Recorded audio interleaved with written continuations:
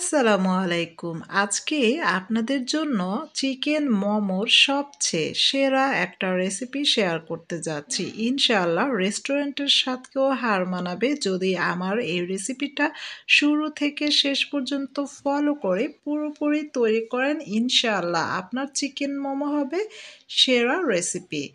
তো চলুন শুরু করা যাক আজকের চিকেন মোমো রেসিপিটি। প্রথমে আমি এখানে সম্পূর্ণ হাড় ছাড়া চিকেন কিমা নিয়েছি ২ কাপ। আপনারা এখানে ১ কাপ চিকেন কিমাও ইউজ করতে পারেন। সেক্ষেত্রে আমি যা মসলা ইউজ করব সব এর হাফ ইউজ করতে হবে। তো এখানে কাঁচা পাকা কাঁচামরিচ কুচি নিয়েছি ৩ টেবিল চামচ। এরপর পেঁয়াজ কুচি ১/২ কাপ অ্যাড করে দিলাম। তারপর এখানে রসুন কুচি অ্যাড করে দিব। আর রসুনটা একেবারে মিহি করে কুচি করে দিতে হবে। এখানে আমি প্রায় ২ টেবিল চামচ রসুন কুচি অ্যাড করে দিলাম। তারপর আমি এখানে মটরশুঁটি অ্যাড করছি। এটা সম্পূর্ণ অপশনাল। আমার ভালো লাগে সেজন্য অ্যাড করেছি। তবে যাদের অপছন্দ তারা স্কিপ করতে পারেন। এরপর কালো গোলমরিচের গুঁড়ো এখানে দিয়েছি ১/২ চা চামচ। আর এখানে আদা বাটা দিয়েছি ১ টেবিল চামচ। আর সিরকা বা ভিনেগার দিয়েছি ১ টেবিল চামচ। আর ডার্ক সয়া সস দিচ্ছি ২ কাপের জন্য ২ টেবিল চামচ। আর এখানে লবণটা কিন্তু শুরুতে অ্যাড করা যাবে না। কারণ সয়া সসে অনেক পরিমাণে লবণ থাকে। তো এজন্য হালকা একটু লবণ আমি এখানে অ্যাড করেছি ১/২ চা চামচ পরিমাণে। আর ঘি দিয়ে দিলাম ১.৫ টেবিল চামচ। আপনি ইচ্ছা করলে এখানে ঘিয়ের পরিবর্তে মেল্টেড বাটার বা সাদা তেলটা ইউজ করতে পারেন। তবে আমি এখানে খাঁটি গাওয়া ঘি অ্যাড করেছি। এতে করে খুব সুন্দর ফ্লেভার আর টেস্টটা আসবে সেজন্যে। তো ঘিটা প্রথমে হাত দিয়ে খুব সুন্দরে মেল্ট করে নিয়ে এরপর আমি এইখানে চিকেন কিমার সাথে সম্পূর্ণ যা মসলা আর ইনগ্রিডিয়েন্টস আছে সবগুলো এমনভাবে মেখে মিলিয়ে নিব যেন কিমার থেকে এই মশলাটা একেবারে মিলে একাকার হয়ে যায়। তো এই তো অলরেডি কিমার সাথে মশলাটা খুব সুন্দর হাত দিয়ে মাখিয়ে নিলাম। এখন রেস্টে রেখে দিব ঢাকা দিয়ে। সেখান থেকে রেস্টে রেখে দিয়ে আমি এই ফাঁকে আপনাদের মোমোর যে পারফেক্ট একটা ডো তৈরি করতে হয় সেটা শেয়ার করছি। তো এখানে ২ কাপ ময়দা নিয়েছি আর ১/২ কাপ কর্নফ্লাওয়ার নিয়েছি। অবশ্যই কর্নফ্লাওয়ারটা দিবেন। এতে করে পারফেক্ট একটা মোমোর যে ডো সেটা তৈরি হয়ে যাবে। আর এখানে আমি পরিমাণ মতো লবণ অ্যাড করছি ১/২ চা চামচ। আর এখানে সাদা তেল দিয়ে দিচ্ছি ২ চা চামচ। তো ২ কাপের জন্য ২ চা চামচ সাদা তেল অ্যাড করে দিয়ে হাত দিয়ে খুব সুন্দরে ময়ান করে নিতে হবে। অবশ্যই আপনারা ফলো করতেছেন যে কিভাবে আমি হাত দিয়ে খুব ভালোভাবে এই তেল আর লবণটা ময়ান করে নিচ্ছি। এরপর এখানে আমি পানি অ্যাড করব। পানিটা অতিরিক্ত গরমও না আবার অতিরিক্ত কুসুম গরমও না, এরকম গরম পানি এখানে অ্যাড করতে হবে।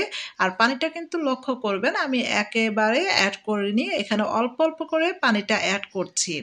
কারণ আমরা এখানে মোমোর জন্য যে ডোটা তৈরি করব এটা আমরা নরমালি রুটির জন্য যে ডোটা তৈরি করি তার থেকে একটু শক্ত ডো তৈরি করতে হবে। এতে করে মোমোর যে শেপ দিব তাতে খুব সুন্দর শেপটা চলে আসবে। আর যদি রুটির মতো নরম ডো তৈরি করি সেক্ষেত্রে কিন্তু শেপটা আসবে না। তো এতে একটু শক্ত করে ডোটা তৈরি করে নিয়ে ঢাকা দিয়ে কমপক্ষে ১০ মিনিট রেস্টে রেখে নিতে হবে এই ডোটাকে।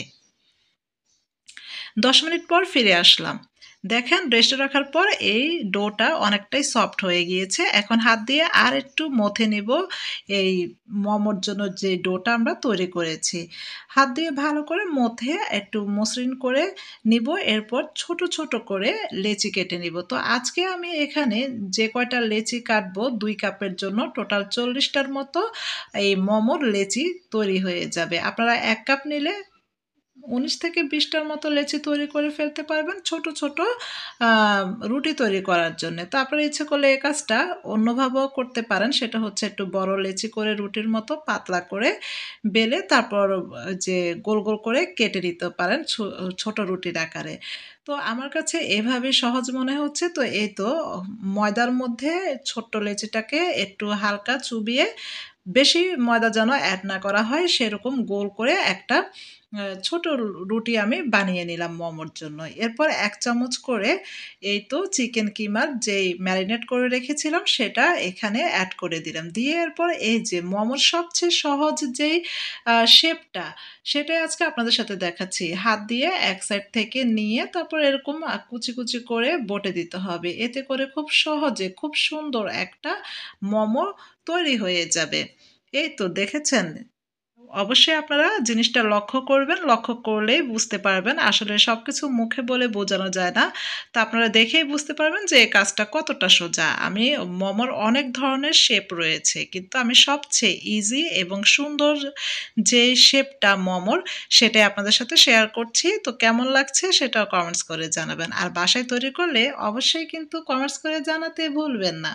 তো এই তো এভাবে সবগুলো মোমো আমি তৈরি করে নিব। মাশাআল্লাহ খুব সুন্দর হয়েছে। তো এখানে আমি হাতে একটু সাদা তেল এই স্টিলের যে ছাঁকনি এটাতে লাগিয়ে নিয়েছি। আর অলরেডি আগে থেকে পানি ভাপে বসিয়ে দিয়েছি। পানিটা থাকবে ছাঁকনির থেকে কিছুটা নিচে। তো এই তো আমি এক, এক করে এখন মোমোগুলো দিয়ে দিচ্ছি। তো চুলাটা মিডিয়াম ফ্লেমে রাখতে হবে। তো মোমোগুলো এমনভাবে দিতে হবে যেন একটার সাথে আরেকটা লেগে না যায়। আর একসাথে অনেকগুলো মোমো দিতে যাবেন না। আমার স্টিলের যে ছাঁকনি এটা একটু বড় সেজন্য আমার একসাথে এখানে ৮ থেকে ৯ টা দেওয়া হয়েছে। এখন ঢাকা দিয়ে ঘড়ি ধরে ১০ থেকে ১২ মিনিট চুলার মিডিয়াম ফ্লেমে এই মোমোগুলোর ভাপে দিলেই হয়ে যাবে। তো এই তো ১০ মিনিট পর ফিরে আসলাম। খুব সুন্দর এই মোমোটা হয়ে গিয়েছে। এই যে টাচ করে যখন দেখবেন যে মোমোর কালারটা একেবারে চেঞ্জ আর শক্ত হয়ে গিয়েছে তার মানে আমাদের মোমোটা আলহামদুলিল্লাহ খুব সুন্দরই হয়ে গিয়েছে। এখন উঠিয়ে এই তো সার্ভ করে নিলাম। আর এভাবে আমি সবগুলো মোমোই কিন্তু তৈরি করে নিব। তো পুরো প্রসেসটা যদি দেখাই তাহলে ভিডিওটা খুব লং হয়ে যাবে। তো এভাবে আমি সবগুলো মোমো ভাপে স্টিম করে নিব। আবার ভেজেও কিন্তু এই মোমোগুলোকে সার্ভ করা যাবে। আমি ভাপে দেওয়ার পর কয়েকটা মোমো ভেজেও নিচ্ছি। ২ ভাবে ২ রকম টেস্ট। কথা মোট কথা হচ্ছে এই মোমোগুলো আপনি ভাপে দিয়ে খান বা ভেজে খান। আলহামদুলিল্লাহ ২ টা প্রসেসে ২ রকম টেস্ট আর অসাধারণ টেস্ট মাশাআল্লাহ। তো আশা করছি আজকে এই মোমো রেসিপিটা আপনাদের খুবই ভালো লেগেছে। ভালো লাগলে অবশ্যই পেজটাকে ফলো করতে ভুলবেন না। আর যারা YouTube থেকে দেখছেন সাবস্ক্রাইব করতে ভুলবেন না। শেয়ার করে দিবেন।